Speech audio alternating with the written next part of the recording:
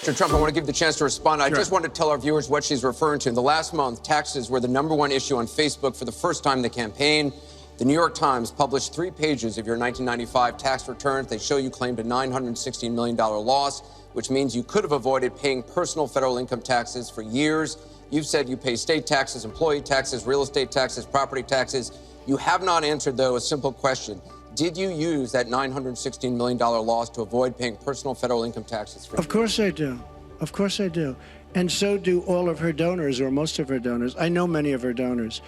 Her donors took massive tax write-offs. So have you not paid personal federal income taxes? A lot of my write-off was depreciation and other things that Hillary, as a senator, and I pay federal tax too. But I have a write-off. A lot of it's depreciation, which is a wonderful charge. I love depreciation. Hey guys, it's Jen with the Rod and Jen team, and you guys know our channel to be one where we inform you of all kinds of things as relates to real estate investing. We strongly believe in investing in real estate. We believe that it is a tool to create wealth. And so lately, you know, we've been talking about Donald Trump and all the talk around the fact that he didn't pay taxes for certain years or what have you. You saw the clip that led into this video. So what we want to do today is talk to you a little bit about what he was able to do to reduce his income to the point where in some years he didn't pay any taxes.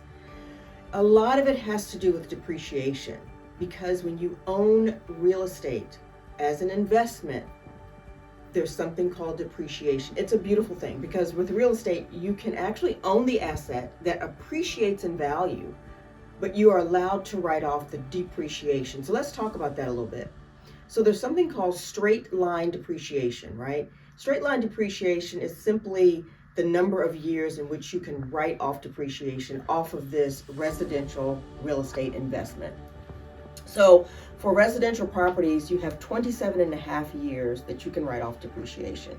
For commercial property, it's 39 years. So it's called straight line depreciation. And, you know, he probably owns a lot of residential and a lot of commercial real estate, right? So now this is something that Rod and I do personally. So we know this very intimately. It's legal, and it's something that you can do as well. So we're going to show you a little bit about how it works. We're going to keep it very, very simple.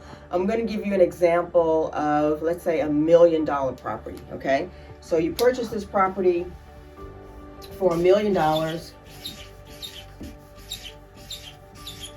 right? That's the value of the entire property, the improvement, which is the house or the apartment building, what have you, and the land that it sits on. Now, land is not depreciable. You cannot depreciate land, you know, which tells you a lot about land. Land does not depreciate. It's going to be there forever, which is another reason why we like to invest in real estate. So anyway, so then you can only depreciate the improvement that sits on the land. So we're going to deduct the value of the land. So let's say the value of the land is $275,000. So you're going to deduct the land.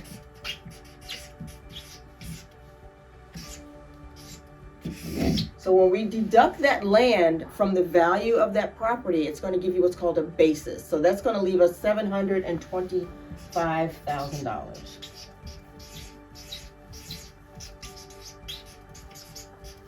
So now we're at the place where we can apply the depreciation. So what you're going to do is you're going to take that $725,000 and you're going to divide it by 27.5 years.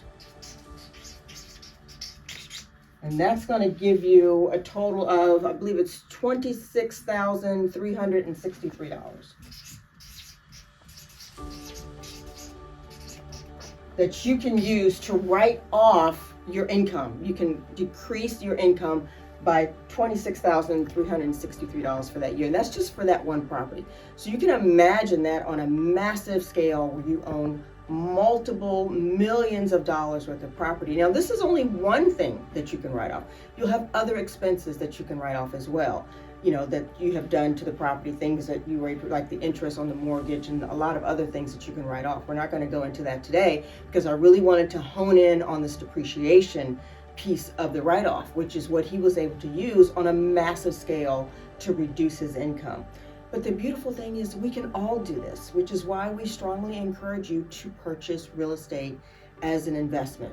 So that's all I'm going to share with you today. We're going to come back another time and go through it a little bit deeper. Rod's going to come back and show you some other things as it relates to the write-offs and why we can write off these things as investors.